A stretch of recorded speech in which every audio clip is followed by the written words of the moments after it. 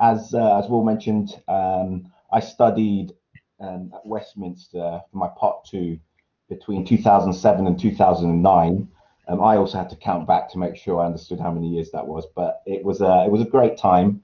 And they asked me to come and present, and it's interesting that in the last few months we've been presenting an idea that we've come up with, which was firstly with Brick by Brick, but we've been looking at this previously, and it came at a great time when we were in the pandemic, and we were actually doing this, designing some ideas for some modular builds, and yeah, it just came at the right time.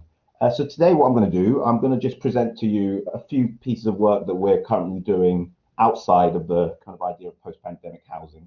And then try and just bring you into what we've been doing in terms of this competition and the things that we put forward, and give you a bit of an idea of our kind of a design of these houses, which are modular, which is a big thing at the moment in the world of architecture, where the government is aiming to build so many thousands of houses. But yet we thought maybe if they're going to be doing that, we don't want to get it wrong by designing the wrong type of house. And of course, people love the look of housing, and it's about feeling good to go into your own residence. So anyway, we are a small team of architects and designers. So this is a team that sit with me. We've taken this picture in front of our beautiful office in Iliff Yard, which is down in Southwark, or near Elephant Castle and between Kennington. But we're not in there at the moment, unfortunately. With the way we're working from home. But it's a beautiful place, and if you ever get a chance to go to Iliff Yard, there's architects down there and creators, so it's a really good space. So hopefully next year it'll be back to normal. So I'm just going to present some of the work that we're currently doing, and kind of give you a bit of where we started. So this is one of my favorite projects that we're working on at the moment.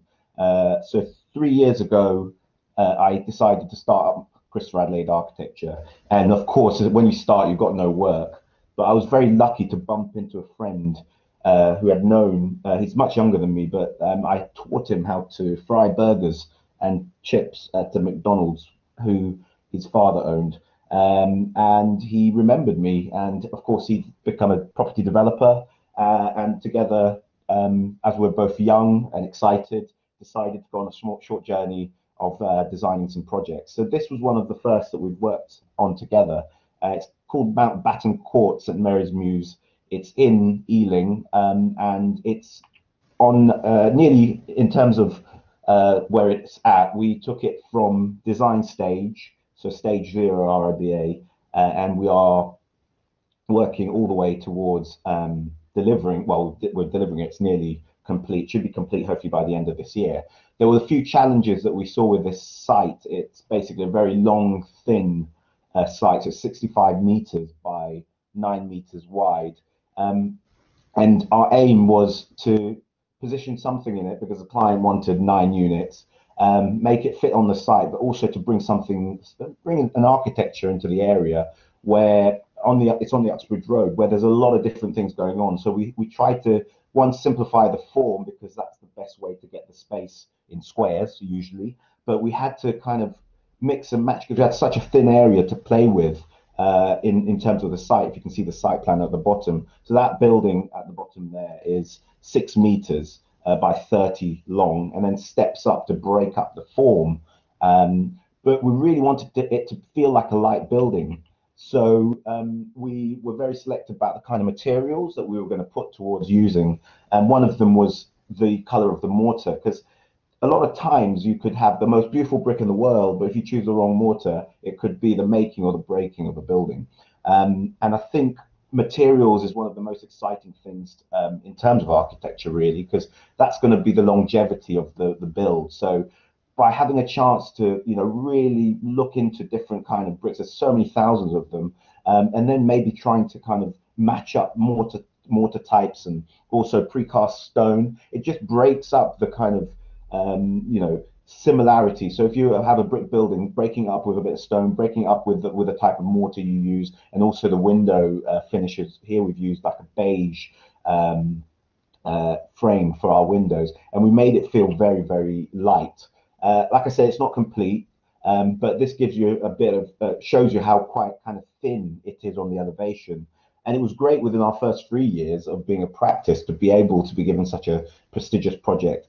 The building that was there before was looked a little bit more traditional. It was an ex-Victorian building, and we did have a lot of neighboral concerns about getting rid of a Victorian building. But what we thought, it wasn't fit for purpose, it was on its own. So we would bring something that would be nicer. If we tried to do some kind of pastiche connection to it, it just wouldn't have worked. So we kind of ventured our client on this journey on making something a little bit more simple.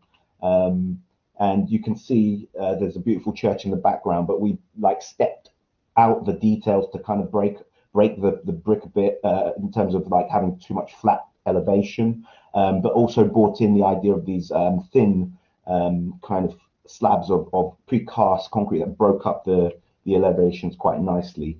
And then we had a color palette which was quite simple. We only used 3 different colors, and we tried to make sure, I don't know if you can see there, but we've even tried to match the color of the grills so that you don't see the grills, because one of the things that you get is you know, beautiful building, and somebody comes and puts a big boxy piece of grill on top, or something that really doesn't work with the scheme.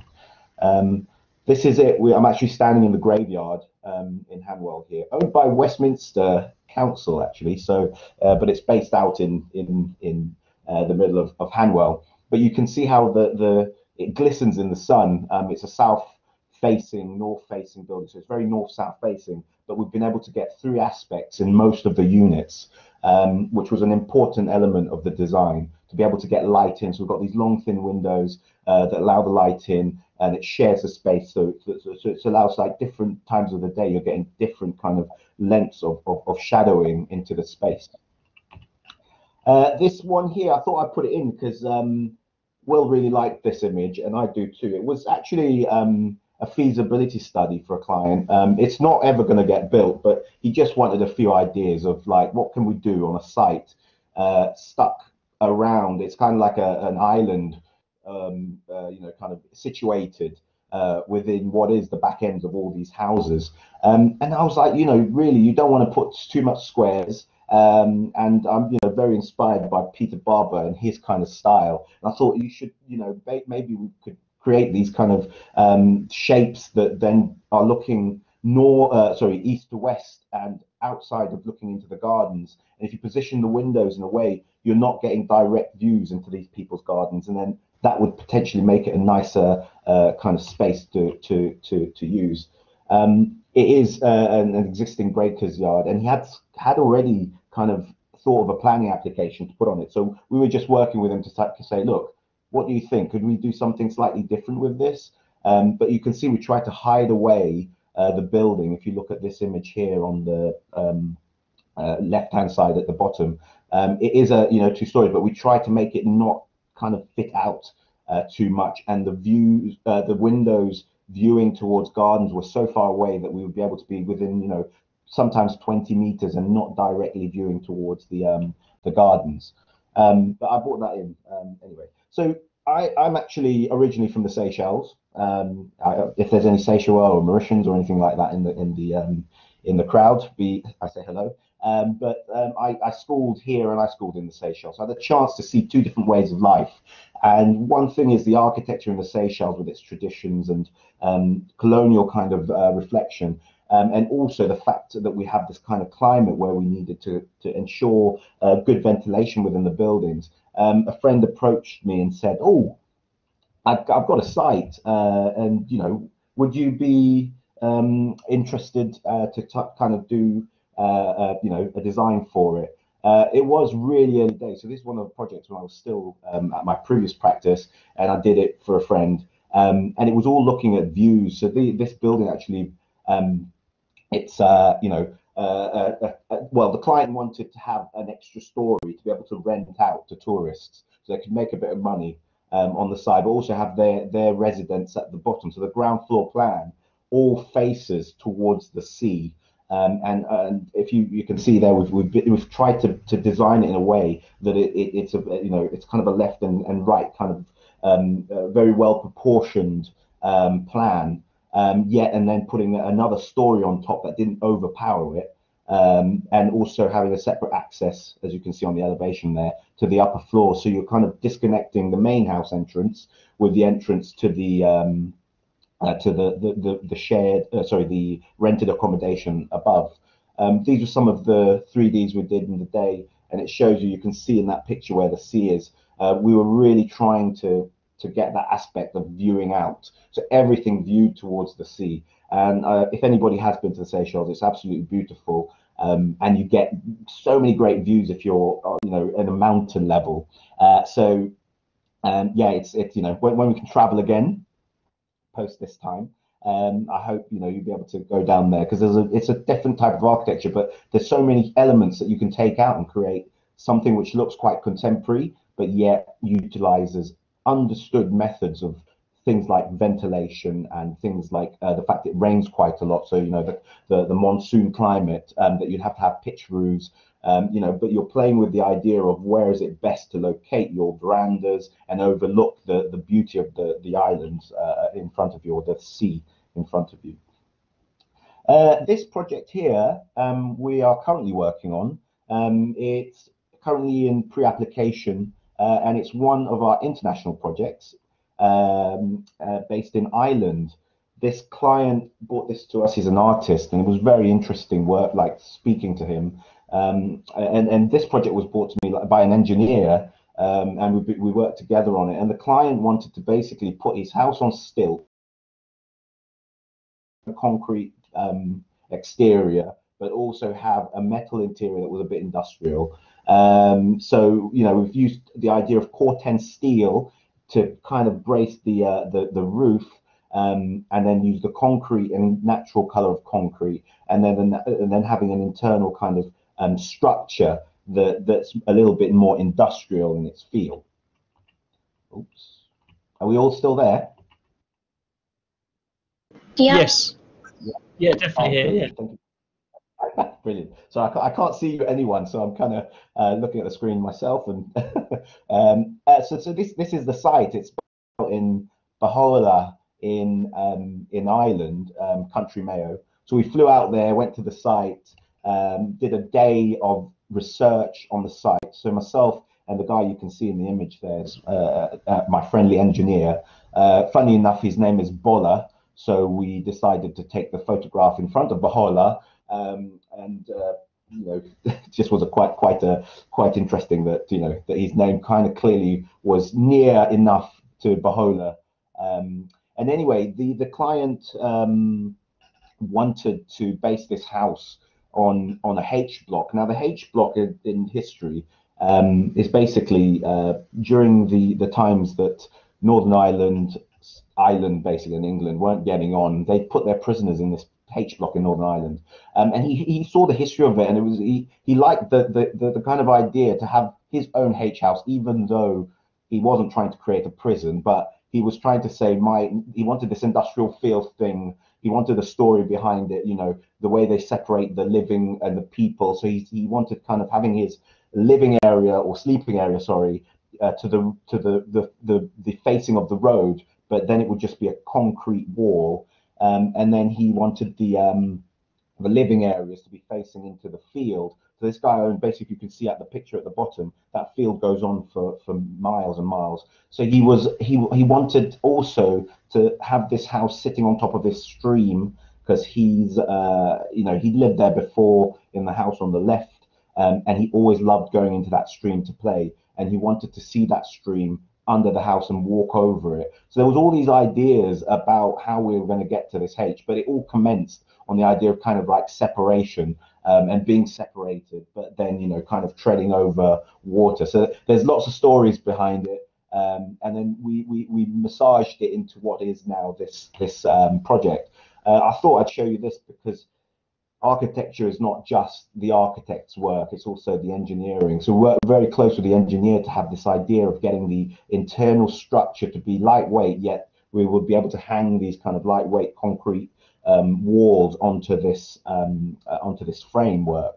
But then still it would be on stilts, so it felt raised off the ground. And we were able to get the stream to run underneath it. But yeah, we worked together to create this and exchange models. And we're still awaiting the results, but we're very excited that hopefully we'll be able to build this once we get past this time and get it into planning. But that's another image of it to show you. He's got two dogs, and he's called his dogs 1 and 2. And the mum was called Zero. He's very, it's very interesting how these things, how he thinks, and it's great to work with somebody who has these ideas, but then lets you go off and bring him back or her, like how you've created what they've designed in their head, and you've put it on paper and made it into a real object. This is another one of our projects that we put into planning. So we do a lot of our projects are early stage planning with clients or feasibility, but we take the feasibility quite far to the point that we're trying to put materials on. And this one was for a client in Ealing. It's a 9-unit scheme, and we were trying to basically recreate the street. This street is one of the most expensive streets in Ealing, called Ella's Road, and it's basically per square meter of housing, it's got quite a high price. So what is on this site at the moment is 2 very odd-looking bungalows, and the people who were trying to sell this option on were like, well, if we connect this land together, could we put in like 9 units on there? So we created this is to the rear. If you can see it to the top, that's the plan. It kind of steps in on it, so on a triangular site. So it's not as simple as just doing a square building, and how you space everything once things are starting to go at an angle. So we thought we would do this step back. This again is the north elevation on the right, and we created a step back to allow basically for each person to get a good outdoor space, and just to bring in some post-pandemic creations. It's difficult to live in flats if you don't have that outdoor space.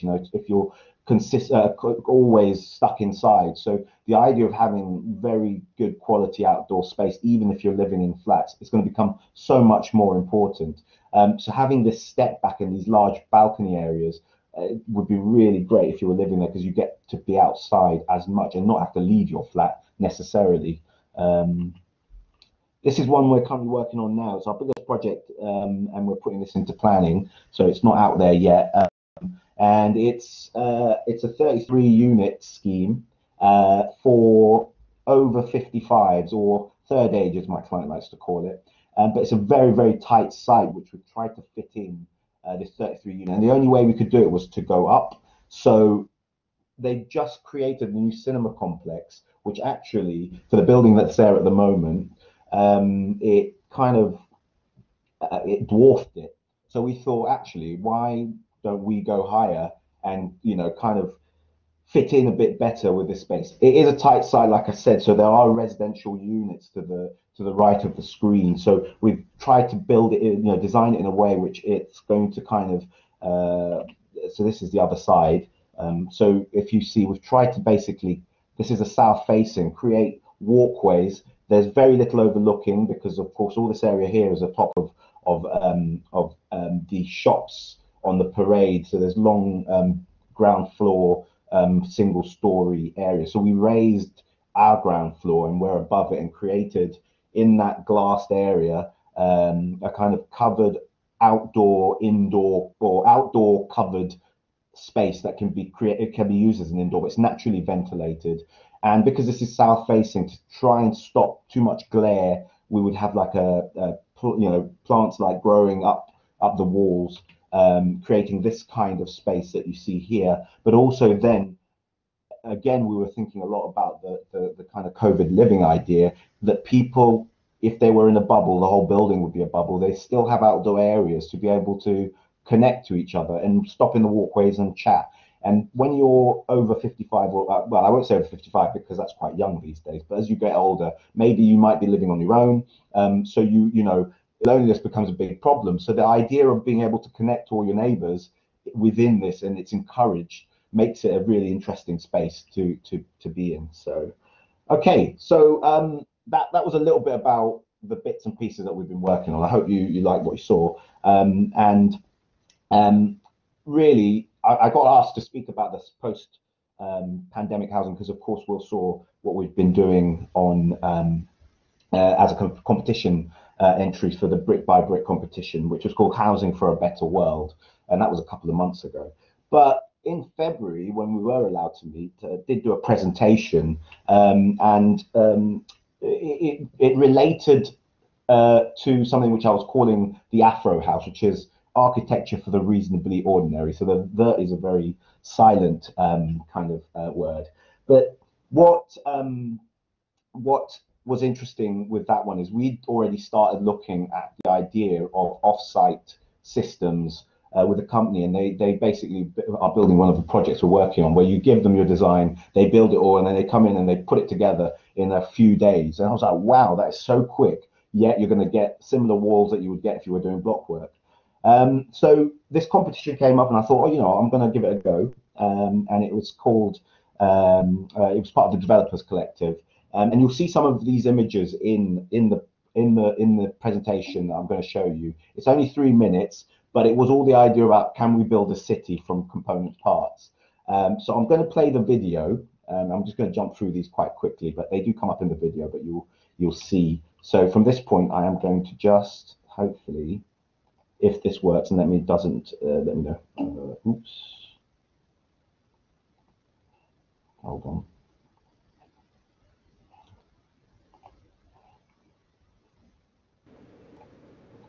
Okay. Oops.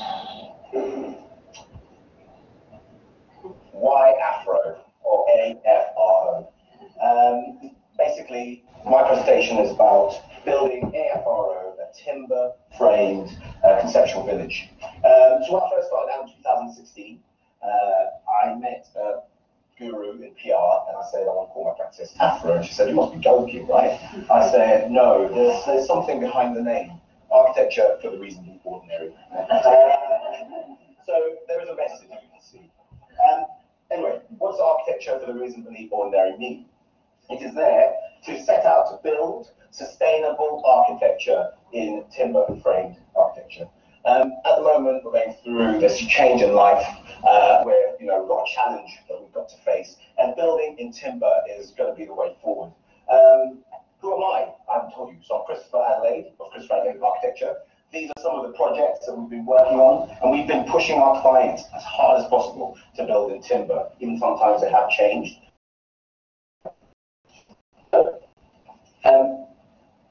These are some people that I've been speaking to within the industry who've been helping out to actually think about the Afro village. Now, let me explain. What is the idea? Okay, so the idea is a timber frame village. So when I was in my part one, I wrote my thesis, and it was called Beyond the Facade, and it was about a garden cities movement based in East Acton, Old Oak. That's where I went to school. And it was an idea that a man came up with and said, look, you know, there's slum villages within the city of London. Let's create these garden cities and put people within those cities, right? Okay, anyway, we move on. So, can we build together a city, right? Are we able to? Look at your chairs. There's a little house, if you can find it. Not everybody will have one, doesn't have enough. And there will be, I don't know, positioned everywhere. There is something for everyone to be part of. So, yeah. So, okay, right. Exactly. So, what if, is the question, guys, what if, and girls, and everyone in the room, what if, right, we found a site, not this like one of those garden cities movement sites. We got rid of all the buildings, not necessarily got rid, they wouldn't be there, right? And we decided to build AFRO, the architectures for the reasonably ordinary. That's based on people like us. What if? Why don't we do it now? Build an ideal city, customize it for the needs and wants of our communities. This is on my friend's hands. I just took their little housing, so can you fix it around for me? By God, we can do this. Thank you for your time.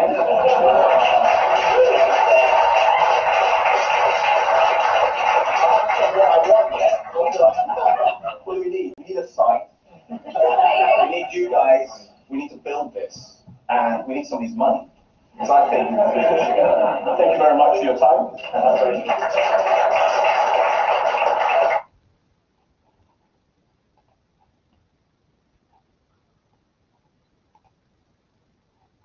So yeah, so I hope you saw that, and that was a really fun time when we could meet.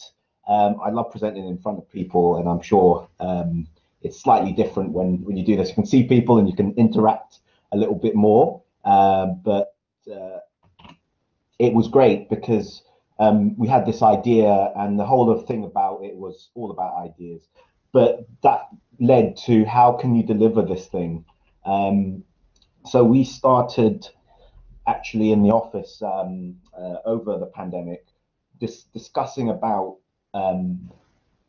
modular systems. And the thing about modular is, well, you need to fit it on the back of a truck. There's certain parameters that you can use. There are certain things that you can do.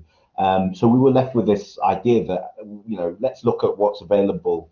And a lot of what was available, the finishes and the look wasn't how we wanted it to look. And we're like, oh, can we do something different? So without like changing or throwing the rule book out, there's a lot of things that you have to just do because this is the way modular works. So it's like a chassis. So it's the center of, the center of it is as you can see here, kind of like a box, and then you fill the box with all your needs. You have to put your services in a certain location that works because you're going to clip these boxes and elements together.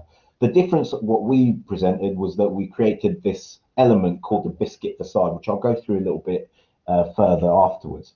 So we started to look, I've had a chance, I live in Croydon, and it was great that Brick by Brick brought this, forward because, of course, that's our local kind of developer within the council. But then I had the chance to be walking. We had such great weather to see houses around me and what people actually really liked.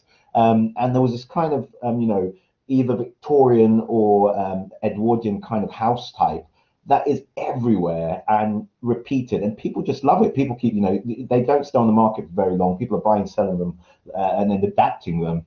So we thought, is there something that we could do? We love the idea of the arch. The idea of repetition, and potentially what are the constraints that we have within the elements of building in modular. So we started kind of thinking about the elevations, because and the breakup and things that, how will people live now that they have to be at home. We thought we need something like great spaces to be in, hot or cold, summer or winter. We need to have that walk to the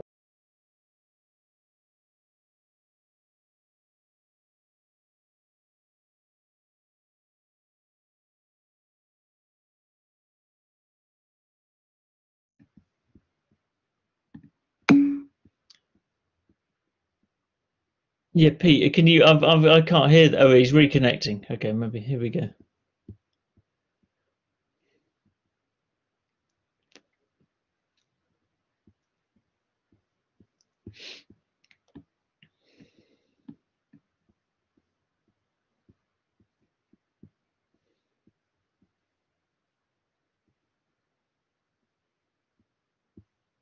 I was enjoying that. Where's he gone?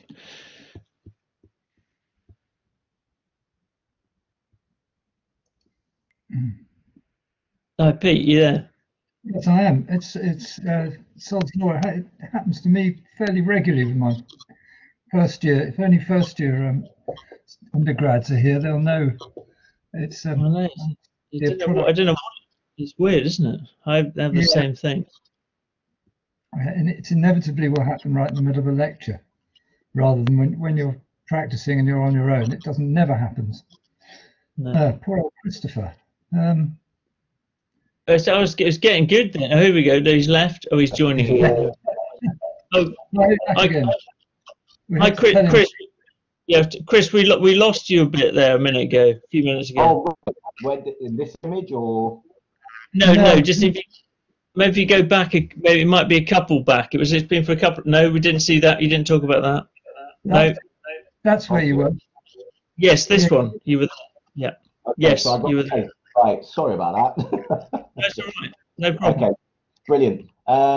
So yes, to hear this was, I'll try and remember what I said, but it was about this, the idea of the post-COVID world or the COVID world, during which we have to be able to take ourselves to different parts of the building, and it's designing in the idea that you can utilize these rooms. If it's a bedroom, you've got that space, if you can see on the section, where you've got a desk looking out of the window, and it just feels like you're actually removing yourself slightly from a bedroom. But also to the right, which would be more indicating this one, you could create a home office. If you're having kids, you can leave them in another part of the house so you can work. So you can, the idea of having spaces and to be able to get away from the daily life is also, I think, a thing that we need to start thinking about when we're designing houses for the future. But also the fact that, you have to homeschool, or it may be that the bedroom has to be used as a study. So you have to kind of recreate each of these spaces, but also you've got the dining room, and you can have the kids playing in the living area. So this brings us, to this whole position about these elevations, because behind this elevation is the same two boxes or three boxes that create those spaces. Yet we wanted an experience for different locations. So we created this, what we call our pattern book of ideas.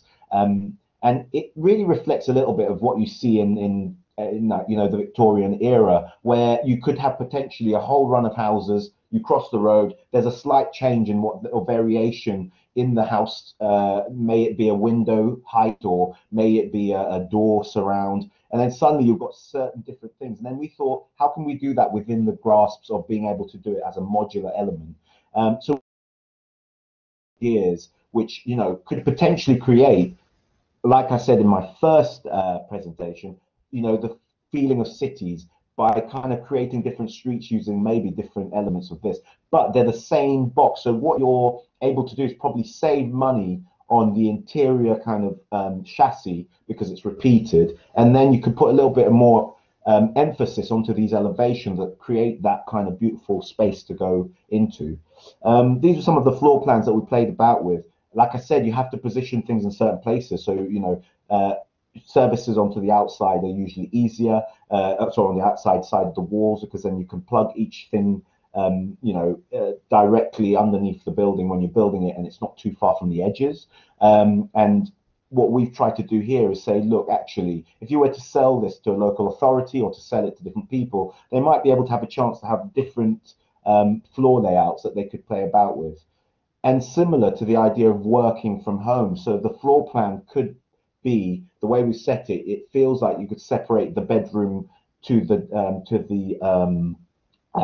space to be used as your office space. And also, now we're having Zoom talks. The rear of your wall, or what you see behind you, is so important. And then we also looked at maybe separating it, so you have single bedrooms for your kids. They'll be able to have their own spaces to go to. And then if we went up one more floor, depending on these floor plans, we then could have different ideas of how we have bathrooms, bedrooms, which also brings us into the whole concept of intergenerational living, where we could actually give a whole room and bathroom to the mum and dad, or to the grandparents, or you could shift things around and walls could be changed to create these spaces to allow for correct different types of living. So this was another element we showed, because of course we're talking about mass build, so things will have to be kind of terrace style to get the best out of the land. So as you can see already, we're modernizing what we feel is the idea of that modern terrace. You could have a semi-detached version, you could have the version which all connects together, but then you're plugging things in. And similar, you could potentially put another story on, but you're creating it with these beautiful different brick patterning, which, like I said before, will then get delivered to site, and then you can put the elevations on, and you create these cities. And this is an image of ideas to show how streets could be created with rear gardens that haven't got totally high level, so you can speak over the walls, play spaces. So then you're creating a city. So we could build a city from all these modular elements. And this is just another view that we created to kind of express what we were showing. So that idea of repeated components is actually something that's used a lot in a lot of architecture. And we were able to present this. So I think this actually looks like it could be a real street. So it is an idea. Now we're starting to have conversation with modular companies who create the chassis element, that we could then create something which could be affordable. It might not be this, but we're working towards creating our own system. And yeah, that's the end of my presentation. I'm sorry that we've kind of jumped in and jumped out and losing connection there, but I hope what you've seen is interesting, and look forward to your questions. I'll try and just get back onto the system so that. That's terrific. Thank you, Kristofer. That was great. Really enjoyed that. And we only lost you for a minute or two, so it wasn't okay, brilliant. Not catastrophic at all. There's a few questions here. Erin's got a question, which was how wide are those last units, the Afro unit that you just showed? Which one is that? The one or two? Well, maybe I suppose two, probably the latest one he asked at that point. So when this housing is, we've gone for a 5 by 10 floor plan basically. That can be increased to 12. It all has to fit on the back of a lorry, but 5 is like the furthest you can go in the size. So the development of these units could be that if you wanted a bigger area, you'd have to then have another element that you would attach to it. But we've done that within that kind. We would brick dim it, of course, but below 5, you should be okay on the back of a lorry. If it gets any bigger, you're then looking to have, police and behind you to kind of drive the lorry to the site, and it just then doesn't become that price worthy, if that makes sense. It doesn't. It becomes more expensive. What you're trying to do, and when we've been speaking to a lot of, I've got a little building here. I don't know if you can see it, but these are things. Fortunately, I would have stuck them under your chair, but I can't come to your university at the moment. But that's kind of like, they would shift like that, or we could change their, you could have them in different kind of positions. But this would be 3 modules. So the ground, the first, and the roof. If you wanted to have it without the roof, you could lower the pitch of that roof, and you could have that stuck to the top, or you could have a flat roof version, which means then you keep within the two modules. Yeah. It's Catherine Leeds asking, do you have an energy use target for the houses? I know that's something you're interested in, environmental. Yeah, and we're trying to get target 0 as much as possible. We're targeting less carbon, and I think what we are trying to do is passive design. I don't want to say passive house, because that is a product. When I say passive design, I mean it's fabric first, then how you keep the building airtight, followed on by all the other elements, mechanical, etc., within the building. And by doing that, it will also help with fuel poverty, because if you can keep the heat in without it disappearing through the wall finishes or through the window thickness, you'll have a house which then uses less energy. So even though we're going to be targeting to work, with electric houses, if you're using less electricity, you're basically then saving money. So you'll be using 1 unit instead of 3 units of electricity that you've been using, with houses like where I live at the moment, where it's very leaky, and that's where the money goes out the windows. Yeah, literally. Yes, look, Scott's asking, could you talk a little bit more about the construction of the house modules? How are they made, and of what? Yes. I mean, obviously bricks. Well, the actual modules, there's several different ways at the moment that are getting pegged out there, but we're talking to a company called Modularize, and they've created a system using a metal frame system. Which it's much more lightweight than if you were going to go down CLT. We do love CLT, and it's something that we'd really like to look into, but the cost of CLT is slightly higher, yet the carbon, what you get back from carbon saving, from wood is really good. But you have to look at cost, and if we're looking to work towards delivering these kind of projects, up north, or where these houses are going to be built, which are going to be outside of London. Again, I mentioned earlier about garden cities. That was a similar system. They took cities out of the centre and built them, you know, in hubs, which are now part of London, but in the day they were further out. So this is going to happen more and more often now. People are going to start moving away from London and living in further areas. If they've got good broadband or good internet, they don't really need to be living in the centre, and you probably can get more for your money elsewhere.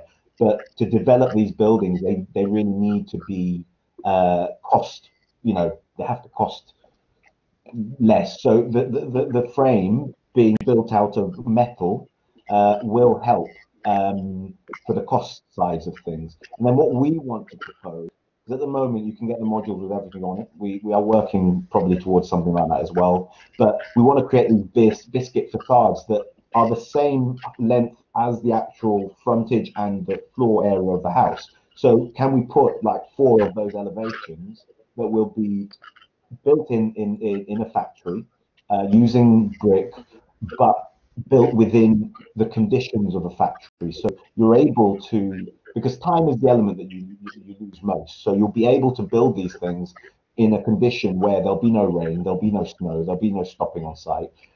So we're trying to develop something that will be able to be put at the back of a lorry and brought in and then plugged on. So we're working towards something like that. It's early days. Like I said, you always start with an idea. And if you look at a lot of the buildings that you see, I'm guessing the terrace house was an idea, and now it's everywhere and everybody loves living in it. So it's trying to create something like that that will see the test of time. Yeah, that's great. That's a great answer. Yeah, Michael's asking. He's saying he has a child of 3 years old, as do his neighbours. We also live in terraced housing. How do you plan to emit noise or stop the kids screaming through the walls to one another? How are you thinking about that? That's a difficult one. I guess it's the wall build-ups. You know, you've got to build them in a certain way. It will be difficult to stop your children coming up to want to be part of your Zoom call, but I think that's becoming a reality in everybody's life, that they know they might be interrupted by another family member. But I guess it's the idea of being able to have somewhere where you can feel you're not just working on your bed, or you know, you're able to kind of feel like you can separate away, you know, like a desk space to work on. And I guess I mean, I don't have kids, so I mean, maybe I could get, you know, some more information to see what we could do in terms of stopping that happen. But yeah, it's the idea that there's different parts of the house that you could work from. And you'd have a garden, hopefully, so that there'd be all these other places that people can play. But again, creating communities. If you can create a community where your kids can go and play outside and feel safe, that's also something I think that we've got to start thinking about. That people are going to be at home more. You know, you're going to be driving less. So that idea of cars speeding past you know, it's not going to become a thing of the past, but you'll spend a lot more time, I think, within space of communities. So it's not just designing a house, it's how then, as architects, can we design communities. No, I think that's come across very strongly in what you've talked about. I mean, the idea of that you've been very positive. I think we've lost Chris for a minute there. He's reconnecting. Oh, well, good, Michael. That's very good. I think that's right. It's the idea of if you can create difference within his designs, different areas and different kind of zones and different places. I mean, I like the fact that he's managed to take something positive out of all this pandemic nonsense, and actually think about how it affects the architecture of the house. Are you there, Chris? No, not yet. While he's not there, he's not there. Yeah, I'll make a point. I was going to ask a question. I don't want to interrupt Hannah. When he comes back, Hannah, we'll put your point to him. Absolutely.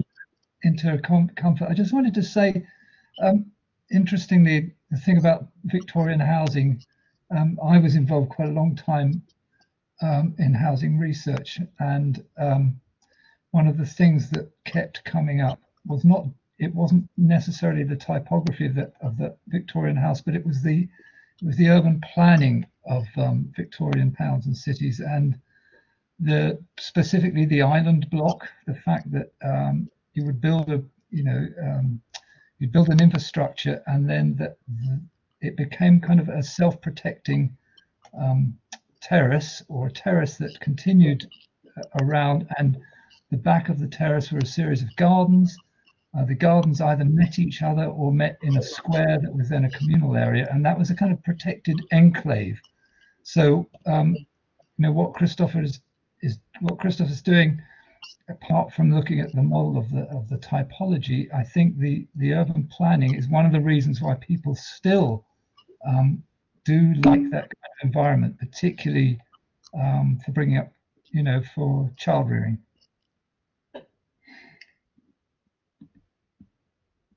I think that's right, and there's so much. There's also so much of it in London. There's huge amounts of as I mean, Kristofer mentioned the idea of a pattern book, but there's so much repetition within housing. You get to Shepherd's Bush. There's like roads and roads and roads of very similar but slightly different housing, which which people seem to like to live in, albeit compact.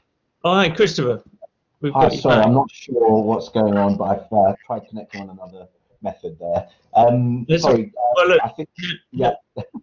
No, that's great. No, it was very good. And Michael says thanks for your answer. And we've got another question from Hannah, which is not unrelated in a way, but it's how have you considered comfort and well-being when designing these homes, specifically internally? And then when we have become more conscious of our interior spaces now, I mean, I suppose meaning pandemic-wise, have you found this difficult in modular housing design? I mean, are you limited at all, I suppose? I mean, I'm not trying to interpret it. Yeah. Question. I think there are limits always to everything. And one of the things that we've been thinking about is when we do get that stage of looking at interiors into even more kind of in more detail, it's really kind of like, can we get ourselves a great kitchen space that really works, and can we get ourselves a really good bathroom space that really works, and then giving the people who then move in a little bit of choice to be able to do other things. So it has to be, it's cost sensitive, and we can't, if you're designing them prior and then dropping them in place, you won't be able to offer everything possible. So it's about making choice but not giving too much choice, if that makes sense, but giving a good choice. And I know, looking at how people live now, we're looking at more contemporary ways of living, space saving elements, built-in furniture so that you can put things for storage, so that all these elements that could be added, and I think by giving people an offer. So to answer your question, I think we're looking to create something that's possible within the realms of modular, because it has to travel on the back of the truck.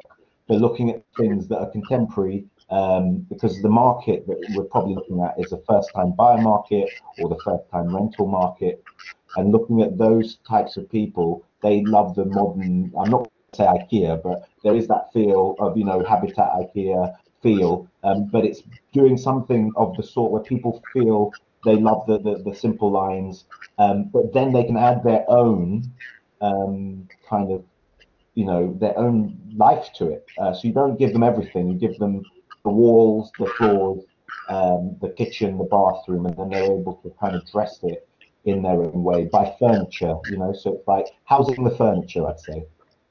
Yeah. Well, that's great. And actually, in a way to follow on, Rishi's asking, is there potential to add additional modules over time? For example, extending into the rear or the garden spaces. There will be. I think we're trying to look at that. People could add maybe an extension to the rear. Unfortunately, within the idea of a terrace, you have what you have. In terms of those spaces, but we would like it to be possible that people will be able to add on, for example, if it's the semi-detached kind of what do you call it, semi-detached build, you might be able to add something onto the side, but also looking at it as if it's a single house, then could you add other modules? This is only like the first one we've looked at in terms of a, you know, of a pattern. But this could, once we understand the whole system, we're then able to, you know, bolt on additional bits if it was a different type of plan, for example. So yeah, I'd say there is the ability to. There's lots of different people doing modular in the, you know, in this kind of time, and there's going to be different things that they're doing. But if you're going to do mass housing, you've got to create something which is going to be there for the time, the duration. So you know, the limitations are going to be within your 5 by 10 or 5 by 12. What we're trying to say is that maybe, you know, we'll have the possibility of adding walls, etc., etc. So yeah. No, it's great. Thanks a lot. And Catherine, who's got to leave us, is just saying thank you. Super interesting. She has put the kids. And no, there's lots of thank yous. And what's so great about your presentation is how, I was just saying when we lost you for a bit, but you seem to be incredibly upbeat and positive, or you've managed to take some positives out of a situation at the moment and rethink or think about domestic or housing spaces in a way which no one ever seems to talk about. We all just assume that there's a bedroom, kitchen, whatever, blah blah blah, boring. So you're suggesting that actually we might take this opportunity to think about the makeup of what a house might be in the future, as well as designing some lovely stuff. So yeah, really thanks so much. Really appreciate it. No, thank you. Yeah, and just to touch on that, because I think there's a lot of you know, the future, there's going to be a lot of modular buildings being built. I mean, I live in Croydon. There's the tallest modular building that's been done by HTA, which is the tallest tower in Europe, I think, or if not the world, that came in as modules. So there's a lot of emphasis at the moment on it. So it's kind of trying to understand how can we do that and make it, you know, look good, because there is the whole kind of, you can only do this in a factory kind of thing, you know, you can only put this module on the back of a lorry. So you're then kind of working within limitations, but that might be also quite exciting, make you think harder about what you can do to maybe create something better. And I mean, I'd love to see lots of Afro houses all over the country, so that would be great as well. So would we. So yeah, I'll drink to that. Yeah. So thanks so much, Kristofer. And Pete, I think Pete, you'd like to say something, Pete. No, thanks, Kristofer. Just I don't know whether you were still online when I just mentioned briefly that that wonderful ideal of the Victorian terraced house, I suppose. It was also reinforced with a lot of housing research about the kind of layout of Victorian London, the organisation, particularly the island block and that kind of stuff. And when you and I have some time, we'll have a beer and we'll sorry to insert this in a serious academic discussion, but we'll have a conversation about it. Hopefully there'll be some students around and we'll all have a bit of a conversation about it. But again, thank you so much for that. It's very inspiring, very inspiring. Absolutely, yeah, really great. And I like the bit of video. We want to see you live action next time. That looks that was very fun, yeah. And I'm hoping it will be for everybody, especially in this kind of time. Absolutely. Well, cheers. Thanks very much. Yeah, cheers. Thanks. Thank you, everybody. Thank you. Take care. Have a great evening. Bye bye. You too. Bye, Kristofer.